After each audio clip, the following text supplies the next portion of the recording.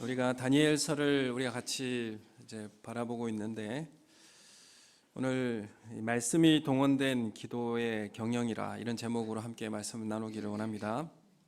우리가 기도가 필요하고 또 기도해야 된다는 것을 우리가 다 잘 알고 있습니다. 하지만 또 기도를 잘 안 하는 것도 우리의 삶의 모습인 것을 우리가 알게 되죠.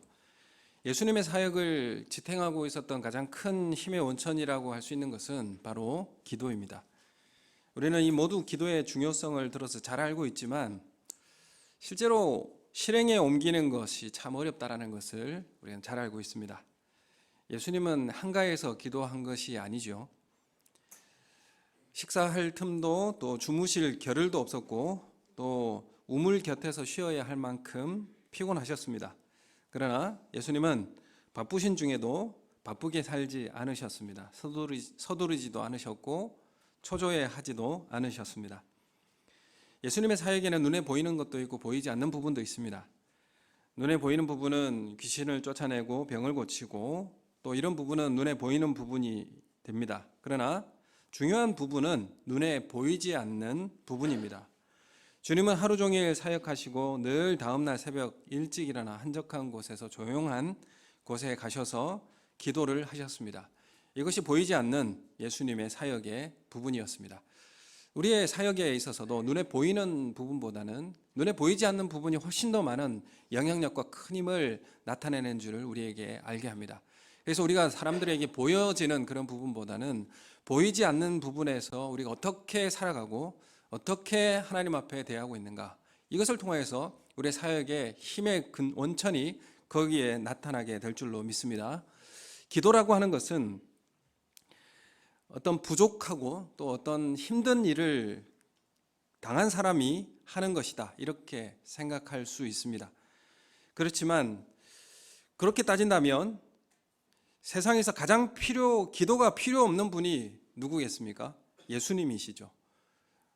힘든 일이라고 하는 것, 부족한 것이라 이런 것들을 없는 분이 바로 하나님이신 예수님이시지 않습니까? 그런데 왜 예수님은 기도하셨을까? 인격이 부족하지도 않고 능력이 부족하지도 않지만 예수님은 항상 기도하셨습니다. 기도를 통해서 하나님의 음성을 들으셨고 하나님과의 깊은 교제를 나누셨고 또 하나님의 능력을 공급받으셨습니다.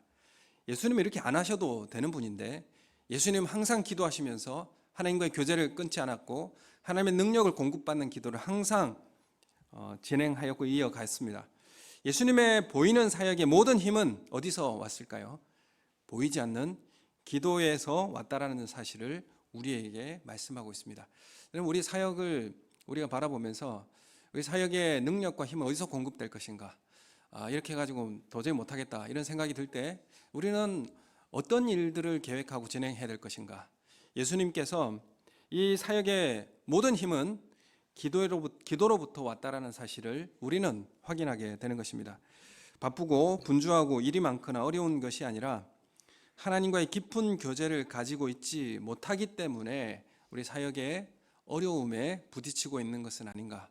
우리 삶을 다시 되짚어보는 이 시간이 되기를 원합니다.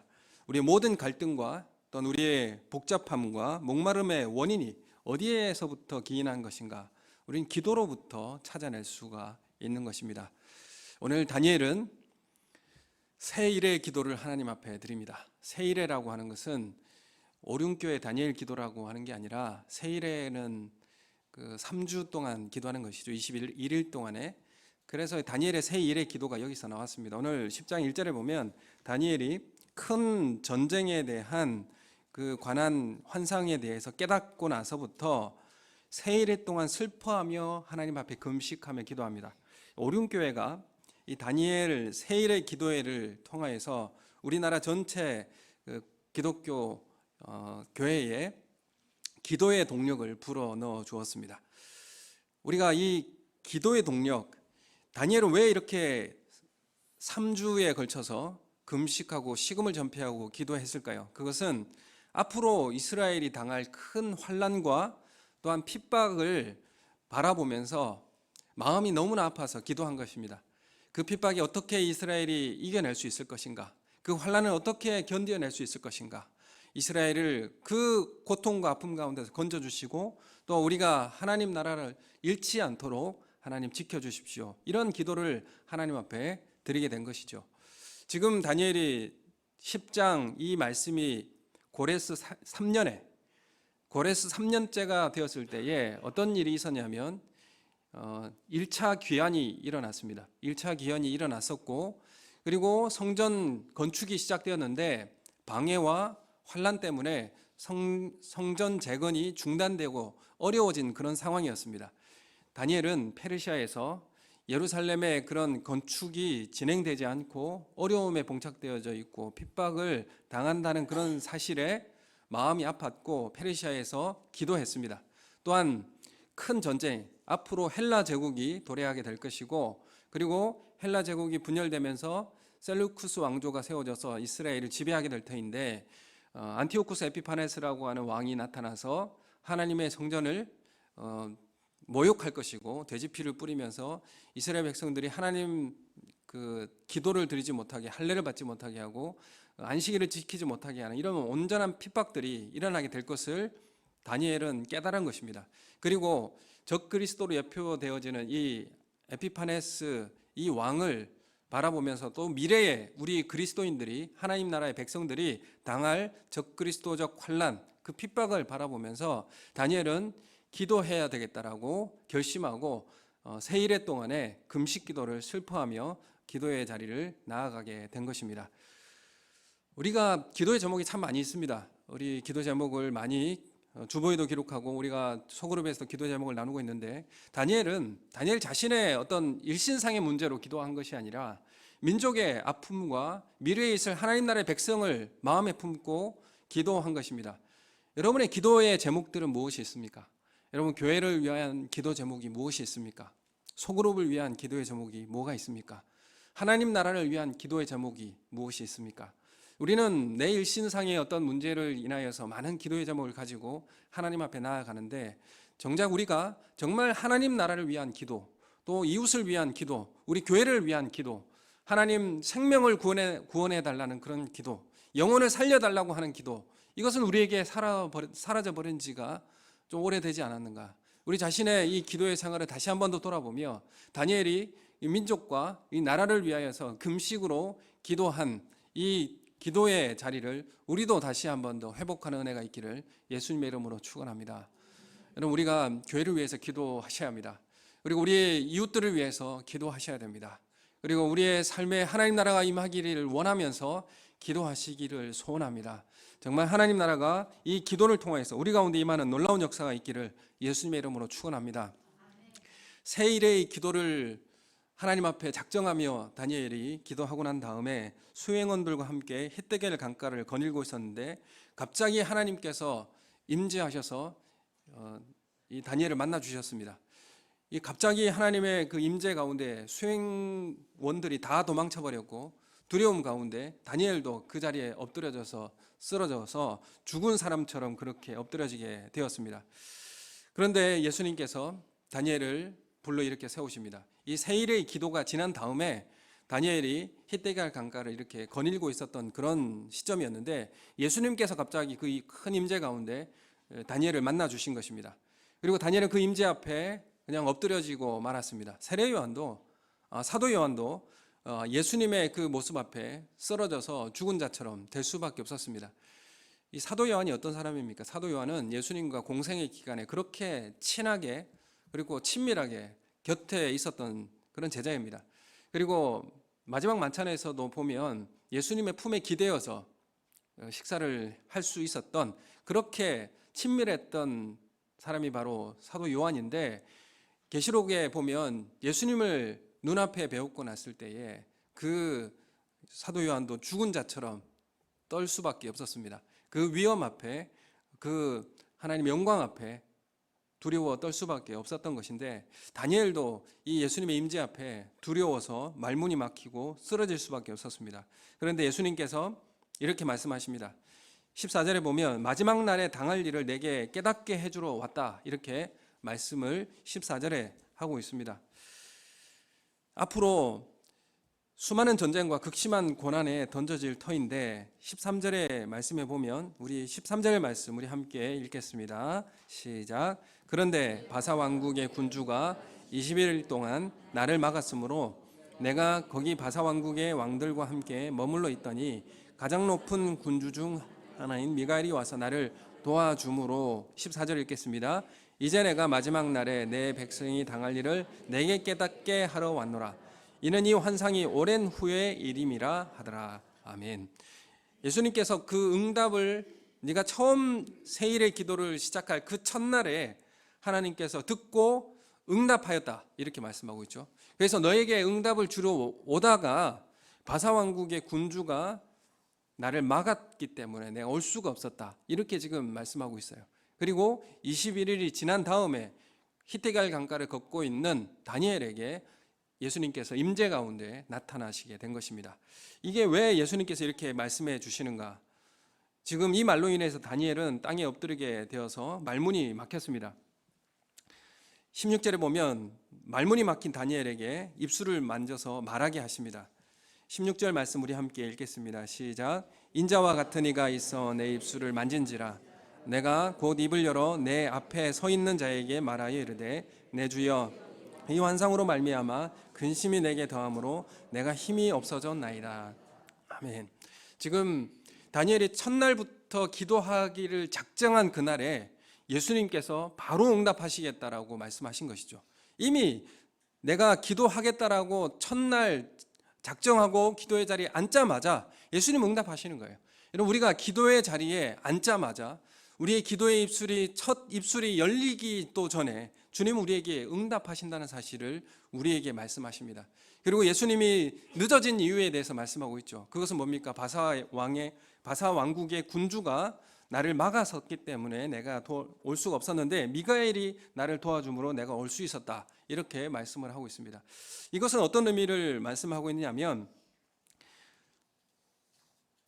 눈에 보이지 않는 치열한 영적 전쟁이 있다라는 사실을 우리에게 가르쳐주고 있습니다. 기도라고 하는 것이 영적 전쟁의 현장이고 또한 우리가 눈에 보이지 않는 치열한 그런 모습이 있다라는 사실을 우리에게 말씀하고 있습니다. 여기에 바사 왕국의 군주라고 하는 것은 페르시아의 왕이 오지 못하게 한 것이 아니라 페르시아 나라를 통치하고 다스리고 있는 악한 영적 세력을 의미하고 있습니다. 그 페르시아를 지배하고 있는 영적 세력이 오지 못하도록 막아선 것입니다. 그런데 예수님께서는 다시 돌아가서 바사 군주와 싸울 것이요 후에는 헬라 군주가 다시 이룰 것이다 이렇게 말씀합니다. 페르시아 다음에 헬라 제국이 지배하게 되지 않습니까?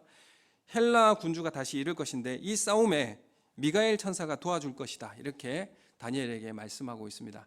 여러분 우리에게 기도하기 시작할 때 우리가 기도의 마음을 가지고 작정하며 기도의 자리를 나아올 때 하나님 벌써 응답하신다는 사실을 믿으시기를 소원합니다. 여러분 그리고 우리가 기도할 때 천사들을 동원하여서 우리의 기도에 응답하시고 인도하신다는 사실을 믿으시기를 바랍니다.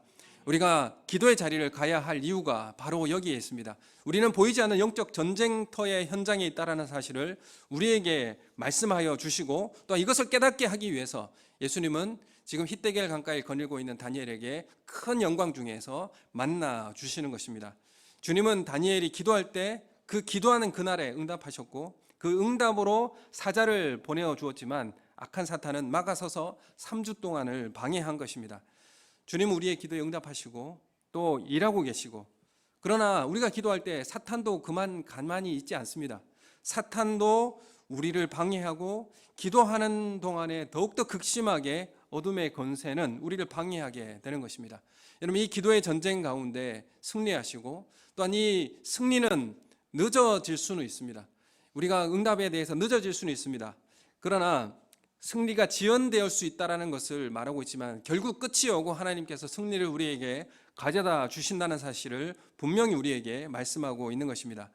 여러분 우리가 기도할 때에 당장에 우리가 응답을 받지 못하는 때가 있습니다. 당장에 우리는 승리를 거두지 못하더라도 우리는 지속적인 기도를 해야 하는 것입니다. 그래서 이엠 바운즈라고 하는 기도의 그런 유명한 과거의 사람은 이렇게 이야기했습니다. 기도는 힘든 중노동이다 이렇게 말하고 있습니다. 왜냐하면 기도는 영적 저항이 있는 것이고요. 그리고 기도는 방해가 있고요. 기도는 영적 무게가 있고 부담이 있기 때문에 그렇습니다.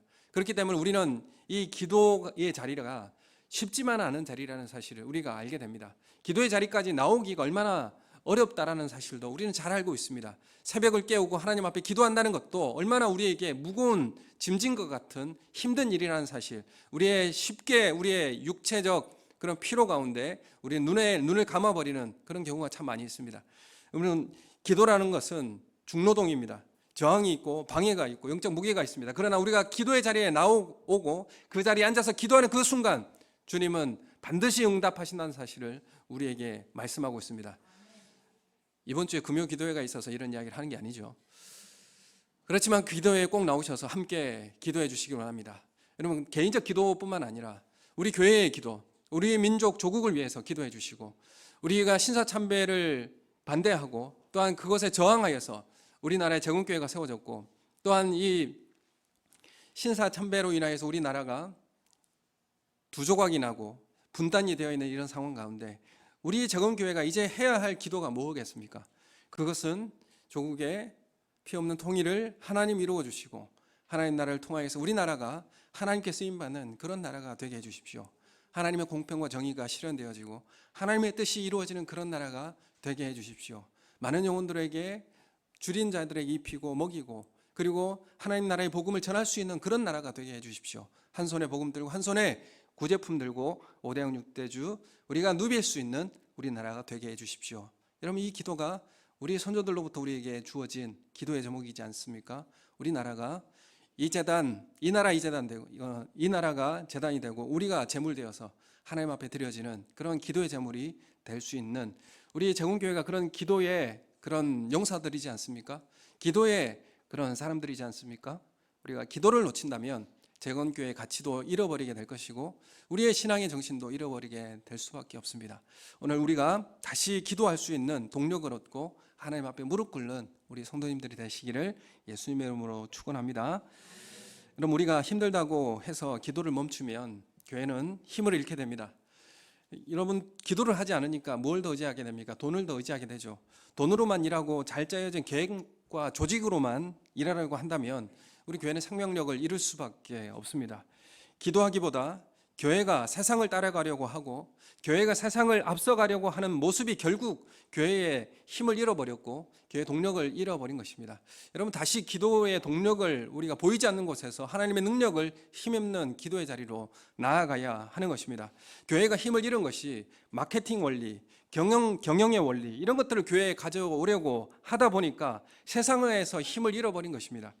주님은 하늘에서 편안히 지상의 고난을 구경하고 있는 분이 아닙니다. 우리가 기도할 때 그 기도에 응답하시고 함께 도와주시면서 인도하신다는 사실, 그리고 함께 싸우시고 응답하시고 도와주신다는 사실, 영적 방해에도 우리를 인도하고 계신다는 사실 믿음으로 고백하시고 기도의 자리에 나아오시는 우리 성도님들 되시길 예수님의 이름으로 축원합니다. 이스라엘의 고난이 있을지라도 결국 끝을 정하시고 반드시 승리하게 하실 것을 다니엘에게 말씀해 주시고자 다니엘에게 임재하셔서 히데겔 강가를 걷고 있는 다니엘에게 나타나 주셔서 임재의 영광을 보여주셨습니다. 다니엘이 민족의 아픔을 가지고 3주를 기도할 때에 하나님은 만나 주십니다. 그냥 만나 주시지 않았죠. 큰 영광과 압도적인 권능을 보여주시면서 만나 주셨습니다. 여러분, 우리가 기도하는 사람에게 주시는 선물입니다. 이게 우리가 기도할 때 하나님의 그 권능과 영광을 경험하게 됩니다. 그 임재를 바라보게 됩니다. 이것은 기도하는 사람들에게 주는 하나님의 선물입니다.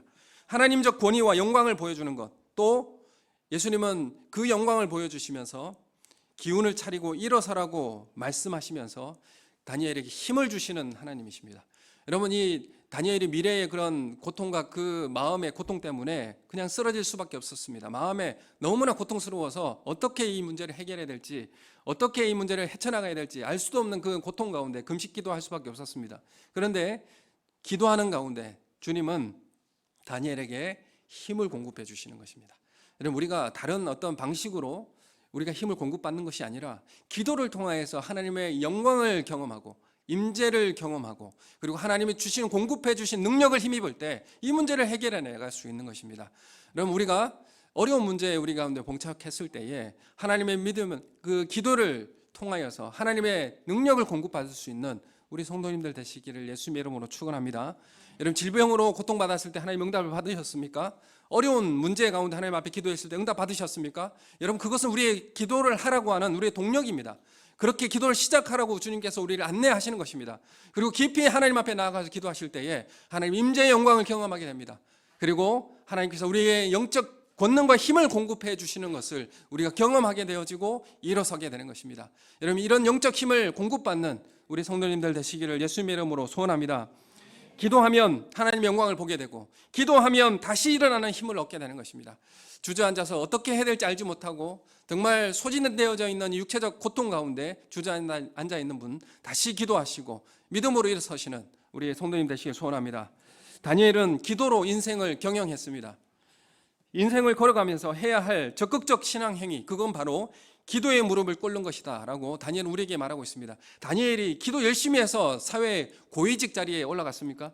다니엘이 기도를 통하여서 정말 많은 사람들의 그 재물과 그 지위, 사회적 지위를 누렸습니까? 기도한 이유가 그 지위를 얻기 위해서 기도한 것이 아니지 않습니까? 다니엘은 하나님 나라를 위해서 기도했습니다. 그리고 민족의 고통을 마음에 품고 기도했습니다. 그리고 하나님 나라가 온전히 바로 설 수 있도록 그 민족들을 살려달라고 하나님 앞에 기도한 것입니다. 다니엘은 이 80세가 넘도록 평생을 지켜진 원칙이 바로 기도의 경영이었습니다. 우리도 이 기도로서 우리의 삶을 경영하시고 기도로 우리의 삶을 인도받는 그런 인생이 되시기를 예수님의 이름으로 축원합니다. 다니엘은 그냥 기도한 것이 아니죠. 다니엘은 그냥 무작정 기도한 것이 아닙니다. 다니엘은 말씀이 동원된 기도를 했습니다. 말씀을 통해서 말씀을 붙잡고 기도했습니다. 그리고 그 말씀을 통해서 내 삶에 실제로 실현되도록 하나님 앞에 담대하게 기도한 것입니다. 하나님의 말씀을 붙잡고 기도하다가 체력이 소진되었을 때 하나님께서는 19절에 이렇게 말씀합니다. 19절 말씀 우리 함께 읽겠습니다. 시작. 이르되 큰 은총을 받은 사람이여 두려워하지 말라. 평안하라. 강건하라. 강건하라. 그가 이같이 내게 말하매 내가 곧 힘이 나서 이르되 내 주께서 나를 강건하게 하셨사오니 말씀하옵소서. 아멘.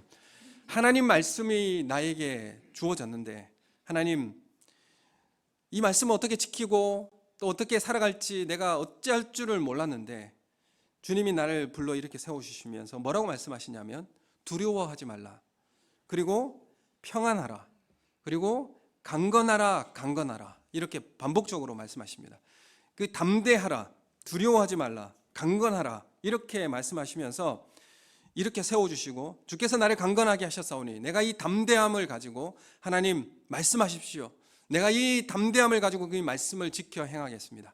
이런 이제 고백을 다니엘이 지금 하고 있는 것입니다. 이런 우리가 말씀을 지켜내기 위해서 뭐가 필요하냐면 담대함이 필요한 것이죠. 여호수아에게도 뭐라고 말씀합니까? 지극히 담대하라. 지금 여리고성 전쟁을 앞두고 있는 여호수아에게 담대하라, 지극히 담대하라고 하는데 왜 담대하라고 합니까? 전쟁을 수행하는 데 있어서 담대하라고 한 게 아니죠. 자세히 읽어보시면 말씀을, 율법을 지켜 행하는 데 담대하라고 말씀하십니다. 거기에 우리가 어디에 담대해야 될지를 우리에게 요구하고 있습니다. 여러분, 우리는 어디에 담대하고 어디에 용기가 그렇게 발휘되고 있습니까? 여러분, 진정 우리의 용기와 담대함은 말씀의 순종에 있어서 담대함이 우리 가운데 발휘되어져야 하는 것이죠.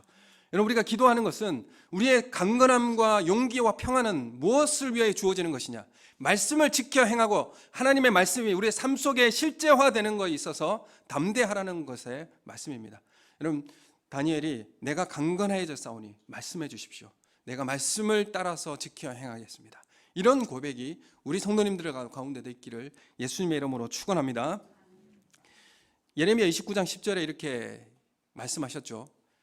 예레미야 29장 10절 말씀 우리 함께 읽겠습니다. 시작. 여호와께서 이와 같이 말씀하시니라. 바벨론에서 70년이 차면 내가 너희를 돌보고 나의 선한 말을 너희에게 성취하여 너희를 이곳으로 돌아오게 하리라. 다니엘이 이 말씀 마음에 품고 실제화되게 해주십시오. 하나님, 다니엘이 바벨론에 70년이 차면 다시 돌아오게 하겠다라고 말씀하신 이 성취하겠다라고 하는 이 말씀이 현재의 현실에 이루어질 수 있도록 하나님 인도해 주십시오. 기도했어요. 말씀이 실제화될 수 있도록 기도한 것입니다. 열왕기상 8장 45절에서 50절 말씀에 보면 솔로몬이 성전을 건축하고 나서 이 성전을 향하여서 하나님 앞에 기도하는 내용이 열왕기상 8장 45절에서 50절 말씀에 나옵니다. 우리 함께 이 말씀 읽겠습니다. 주는 하늘에서 그들의 기도와 간구를 들으시고 그들의 일을 돌아보옵소서.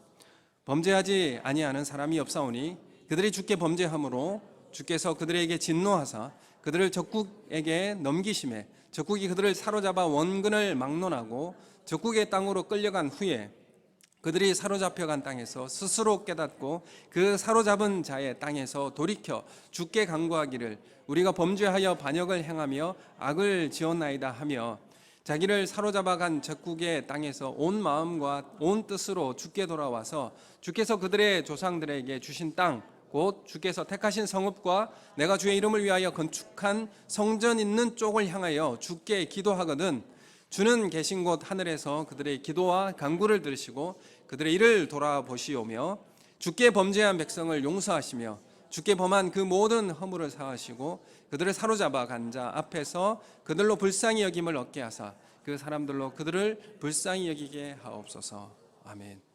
지금 솔로몬이 성전을 짓고 난 다음에 미래의 이스라엘 백성들이 하나님 앞에 죄를 범하여서 이스라엘이 멸망하고 온 나라에 흩어져 가지고 포로로 잡혀간 그 날을 바라보면서 지금 기도하는 것이죠. 하나님 그들이 자신의 범죄를 깨닫고 이제 이 하나님 나라 이스라엘 이 고토와 성전을 향하여서 창문을 열고 기도한다면 하나님 이 죄를 회개하며 하나님 앞에 기도할 때 그 기도에 응답해 주십시오. 불쌍히 여기시며 기도해 주십시오. 응답해 주십시오. 지금 이 기도를 누가 하고 있습니까? 솔로몬이 하고 있습니다. 그리고 이 기도의 제목을 붙들고 다니엘은 성전을 향하여 창문을 열고 예루살렘을 향하여 창문을 열고 이 말씀이 응하여질 수 있도록 이 민족을 불쌍히 여겨 주십시오 라는 이 말씀을 기억하면서 다니엘은 실제적으로 기도한 것입니다. 그리고 다시 70년 이후에 돌아올 것을 하나님이 실제화되게 해 주십시오라고 담대하게 하나님 앞에 기도하고 있는 것입니다. 이스라엘이 멸망하고 포로로 잡혀간 이유가 뭐겠습니까? 오늘 이 시대 우리에게도 말씀을 어떻게 담대하게 지키고 실제화해내야 하는지를 우리에게 알려주고 있는 것입니다. 여러분, 우상 숭배라고 하는 것이 우리가 집에 다른 우상이 있고 불상이 있어서 우상을 숭배하는 것입니까? 이스라엘이 그런 우상을 각 집마다 교회 성전 내에 세워서 그렇게 우상 숭배에 통하여서 멸망을 당한 것입니까? 아니죠. 성전 예배는 유지되고 있었습니다. 그렇지만 삶에서 내가 먹고 사는 문제, 현실의 문제는 하나님이 아니라 또 다른 존재의 요소가 주관한다라는 인식 때문에 이것이 우상 숭배의 원인이 된 것입니다. 성전에서 예배는 드리지만 삶에서 우리를 풍요롭게 하고 먹여 살리는 것은 바알이다, 이것이죠. 돈이 우리를 먹여 살리고 경제적인 그런 사회적 지위가 우리를 먹여 살린다라고 하는 그런 의식, 그것이 나를 주관한다는 인식, 이것이 바로 우상 숭배였습니다. 그래서 여기서 믿음으로 산다고 하지만은 가정에 돌아가서는 영어 점수가 좋아야 한다고 하고 그리고 돈이 있어야 살 수 있다라고 그렇게 말하는 것이죠. 성전과 교회와 삶이 이원화되어 있는 이 삶, 이것이 우상 숭배라고 주님이 말씀하시고 이스라엘의 멸망의 이유가 바로 여기에 있는 것입니다. 교회에서 예배는 드리지만 현실에서 벌어지는 부당하고 부조리하고 정의롭지 못하는 것에 대해서 눈 감고 무책임해지는, 무감각해지는 것 때문에 이스라엘이 어떻게 됐습니까? 예루살렘은 사회적 약자들에게는 지옥과 같은 그런 공간이 되었습니다. 그런 지옥과 같은 공간으로 만들어내어서 결국 하나님의 징계와 심판이 이루어지게 된 것입니다. 하나님의 말씀의 뜻을 잘 이해하지 못하고 실천하지 못한 이스라엘이 당한 심판이었습니다. 믿음으로 우리가 고민을 해봐야 될 문제가 무엇이냐면 말씀을 어떻게 담대하게 지키고 행할 것인가. 여러분, 우리에게 주어진 말씀이 무엇입니까? 여러분, 믿음으로 산다는 구체적인 실제적인 의미가 무엇입니까? 믿음으로 산다는 것의 구체적인 모습이 교회에 충실히 잘 출석하는 것입니까? 예수님을 사랑한다는 것의 구체적인 의미는 무엇입니까? 우리가 서로 만날 때 샬롬 이렇게 인사하고 형제님, 집사님 이렇게 웃으면서 대화를 하면 그럼 우리가 구원받은 성도들로서 구체적으로 살아간다는 의미인가요? 서로 사랑합니다라고 말만 하면 그게 진짜 주님이 우리에게 말씀하시는 그 말씀 그대로 살아가는 삶인가요? 여러분, 우리는 어떻게 살면 믿음으로 사는 것인가요? 구체적인 삶의 현장은 어떻게 살아져야 하는 건가요? 이것이 이스라엘이 잃어버린 것입니다. 그냥 단지 교회에서는 예배를 드리고 집에서는 사회는 다른 법칙이 주장한다라고 살고 그렇게 살았기 때문에 이스라엘 예루살렘은 황폐화되었고 약자들은 지옥과 같은 그런 사회가 될 수밖에 없었습니다. 여러분, 우리가 감정과 열정을 담아서 찬양하고 기도하면 예수님을 사랑하는 것의 구체적인 실제입니까? 예수님은 우리에게 실제로 신앙의 구체적인 모습은 어떻게 해야 된다라고 우리에게 가르쳐주고 있습니다. 뭐라고 말씀하십니까? 예배를 드리다가 형제와 불화한 일이 떠오르면 어떻게 해야 됩니까? 예수님 가르쳐 주셨어요. 지극히 작은 한 사람에게 대해서는 어떻게 해야 되는지를 예수님은 가르쳐 주셨습니다. 믿음으로 사는 것의 구체적인 삶을 우리에게 가르쳐 주셨습니다. 그럼 우리가 성경을 어떻게 보아야 할지 출애굽기 22장 25절부터 27절 말씀 우리 함께 읽도록 하겠습니다. 시작. 내가 만일 너와 함께한 내 백성 중에서 가난한 자에게 돈을 구워 주면 너는 그에게 채권자 같이 하지 말며 이자를 받지 말 것이며 내가 만일 이웃의 옷을 전당 잡거든 해가 지기 전에 그에게 돌려보내라. 그것이 유일한 옷이라. 그것이 그의 알몸을 가릴 옷인즉 그가 무엇을 입고 자겠느냐. 그가 내게 부르짖으면 내가 들으리니 나는 자비로운 자임이니라. 아멘. 여러분, 이 말씀에는 중요한 의미가 담겨져 있습니다. 이것은 은밀하게 우리는 행해지는 죄악이 있을 수 있다는 것입니다. 여러분, 돈을 빌려주면 그에 대한 합당한 이자를 받고 채권자로서의 의무를 행하는 것은 당연합니다. 그리고 저당 잡아서 겉옷을 저당 잡았으면 그건 내가 돈을 받을 때까지, 내가 빌려준 원금을 받을 때까지 그 저당 잡은 걸 내가 가지고 있어야 됩니다. 그렇지만 이 겉옷을 내가 가지고 있으면 그 사람은 밤에 몹시 추워서 알몸으로 떨 수밖에 없게 되는 것이죠. 그렇게 하지 말라는 것입니다. 여러분, 내가 권리를 주장할 수 있죠. 내가 빌려줬기 때문에. 그렇지만 너는 그렇게 하지 말라라고 이렇게 말씀하십니다. 여러분, 겉으로는 법을 지킬 수 있죠. 이자를 받고 또한 그 원금을 갚았을 때 내가 겉옷을 저당 잡은 거 주는 것입니다. 근데 그 이면에 감춰진 게 있죠. 은밀한 중에 하나님의 성품과 하나님의 그 마음을 드러내서 긍휼을 드러낼 수 있도록 지키라는 것입니다. 하나님의 자비가 드러날 수 있도록 살라는 것이 이 법에 담겨져 있는 내용입니다. 그래서 지키기 위해서는 원리를 알고 행해야 하는 것이죠. 이 조항들은 하나님의 의도가 숨겨져 있는데 그게 무엇입니까? 하나님의 백성이라면 긍휼과 자비를 베풀라는 요청입니다. 여러분, 우리가 하나님의 말씀을 지켜 행하겠습니다. 여러분, 이거는 어떤 의미가 담겨 있습니까? 내가 손해를 받아도 하나님 말씀 지키겠습니다. 여기 이게 담겨 있는 거예요. 나는 손해받는 일에 담대해지겠습니다. 이 의미가 여기에 담겨져 있는 것입니다.